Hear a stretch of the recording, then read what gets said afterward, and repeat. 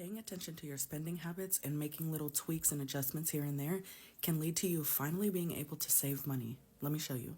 A lot of people say that they don't have enough money to save or saving is overwhelming to them. They feel like they can't do it, but that is not the truth, and I will show you how small adjustments can make a difference. By the way, there is a free savings goals worksheet and spending tracker in my bio. You can grab that and it can help you work out some savings goals. These examples are going to be kind of random, but you can apply this to anything in your life that you spend money on. First, we're going to talk about McChickens, which in my neck of the woods cost $3.29. So if you go to McDonald's 3 times a week and just get a McChicken, and this is before tax even, that would be $9.87. There are 52 weeks in a year, so per year, that means you would be spending $513.24 on McChickens. If you were to send this $3.29 to your savings account 3 times per week, this is how much you would have at the end of the year. And to some people, this is not much, but to some people, this is everything.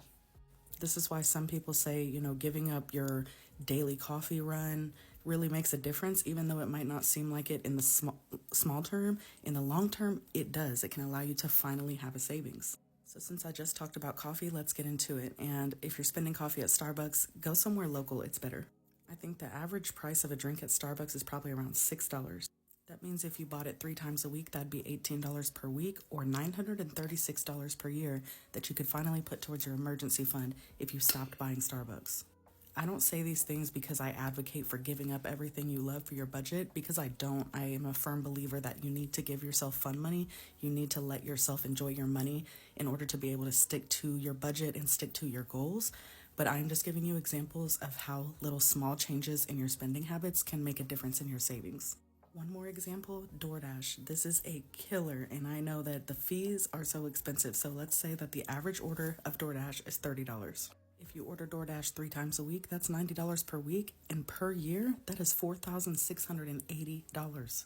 So like I said, when you lay it out like this, it kind of puts it into perspective to see how much you are actually spending on these things. And I know some people who probably order DoorDash every day of the week, no lie. So here's the formula to do this for yourself. Price equals X.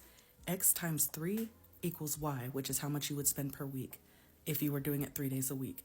Y times 52, which is how many weeks are in a year, will equal Z, which you can see that at work here. So take this with anything you want to give up for the new year or any adjustments you want to make, and see for yourself how much you're going to save and how much you'll be able to put into a savings account finally. Let me know in the comments if you have any questions or what you're going to give up or make adjustments to in order to finally be able to save some money. Like I said, don't forget to go to my bio and get the free savings goals worksheet and spending tracker if you want to get started for yourself. You got this, friend.